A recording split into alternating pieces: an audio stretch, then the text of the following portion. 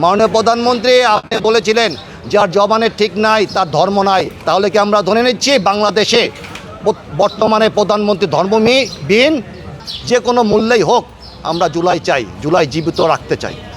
আপনারা হয় আমাদের যে সহযোগিতা করেন, নয়তো ক্ষমতা ছেড়ে দেন। কে যে সরকার বর্তমানে ক্ষমতা আসছেন তারা দীর্ঘ 17 বছর নির্যাতন নিপীড়নের মধ্য দিয়ে তারা আসছেন, কিন্তু তারা দীর্ঘ 17 বছরে তারা বালুর ট্রাকের কথা সবাই বলেন, কিন্তু বর্তমানে প্রধানমন্ত্রী জনাব তারেক রহমান, তার ছোট ভাই কোকো রহমান, তার মৃত্যুতে উনি দেশে আসতে পারেন নাই, তাকে মাটি দিতে পারেন নাই।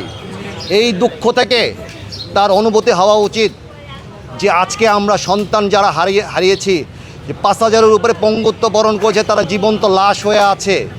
যারা আজকে এই আন্দোলনে শরিক হয়েছিল, সম্মুখপানে যোদ্ধা ছিল, তাদের কথা একবার আপনি এখন চিন্তা করেন, তারা কোন অবস্থায় আছে। তাদের বাস্তবায়ন বা তাদের ন্যায়ের জন্য যে লড়াই করেছে, 24শে জুলাইটাকে চেতনা রেখেছিল, সেই চেতনার মাধ্যম দিয়ে আপনারা আজকে ক্ষমতায় আসছেন। শুধুমাত্র আমাদের সন্তানরা আহত যারা হয়েছে, তারা জামাত বা বিএনপিকে ক্ষমতায় বসানোর জন্য তারা তাদের জীবন এবং পঙ্গুত্ব বরণ করেন নাই, তারা এই ত্যাগ স্বীকার করেন নাই। তারা করেছে একটা ন্যায়ের রাষ্ট্র গঠন করার জন্য, একটা অন্যায়ের প্রতিবাদ করার জায়গা থাকার জন্য, জবাবদিহিতামূলক সরকার গঠন করার জন্য। কিন্তু আপনারা 12 তারিখের আগে যে প্রতিশ্রুতিগুলি দিয়েছিলেন, সেই প্রতিশ্রুতি 12 তারিখের পরে কোনোটাই বাস্তবায়ন করেন নাই। মাননীয় প্রধানমন্ত্রী আপনি বলেছিলেন যার জবানের ঠিক নাই তার ধর্ম নাই, তাহলে কি আমরা ধরে নিচ্ছি বাংলাদেশে বর্তমানে প্রধানমন্ত্রী ধর্মবিহীন? আপনারা সংবিধানের দোহাই দিয়ে আসছেন। আপনারা কি সংবিধান মেনে কি আপনারা সরকার গঠন করেছেন? করেন নাই। শুধুমাত্র আমাদের ত্যাগের বিনিময়ে 24শে জুলাই আন্দোলনের মধ্য দিয়ে আপনারা ক্ষমতায় আসছেন, আপনারা কোনো সংবিধান দিয়ে আসেন নাই। তাই সংবিধানের বাইরে যেখানে 69% গণভোট জুলাই সনদকে বাস্তবায়নের জন্য দিয়েছিল, সেই গণভোটকে আপনারা আজকে প্রশ্নবিদ্ধ করছেন। আপনারা আজকে প্রশ্ন তুলছেন গণভোট সঠিক কিনা, গণভোট আমাদের সংবিধানে আছে কিনা। কিন্তু আপনারা যে ক্ষমতায় আছেন, আপনারা যে কালকে থাকবেন না বা কালকে আপনাদেরকে আমরা রাখবো না, সেইটাও কিন্তু কোনো সংবিধানে নাই।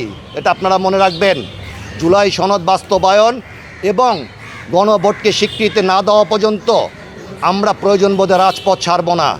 খুনি হাসিনা ফ্যাসিস্ট সরকার হয়তো হেলিকপ্টারে করে পালানোর সুযোগ পেয়েছে, আপনারা হয়তো তাও পাবেন না।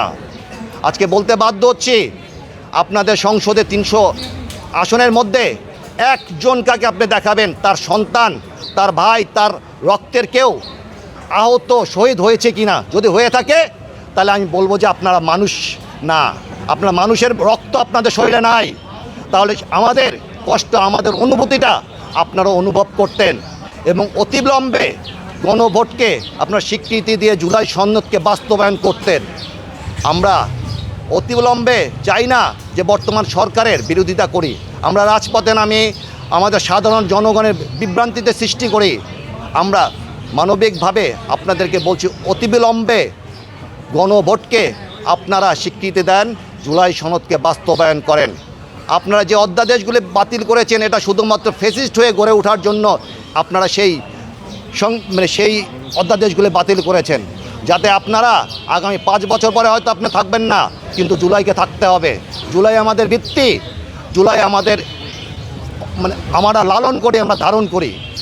এইটাকে আমরা কোনো সময় বিকিয়ে দিতে দিব না, এটাকে আমরা কলুষিত করতে দিব না। যে কোনো মূল্যেই হোক আমরা জুলাই চাই, জুলাই জীবিত রাখতে চাই। আপনারা হয় আমাদের যে সহযোগিতা করেন, নয়তো ক্ষমতা ছেড়ে দেন। সকলকে অসংখ্য ধন্যবাদ। এ কে এম রকিবুল আহমেদ, শহীদ রমিজউদ্দিনের বাবা।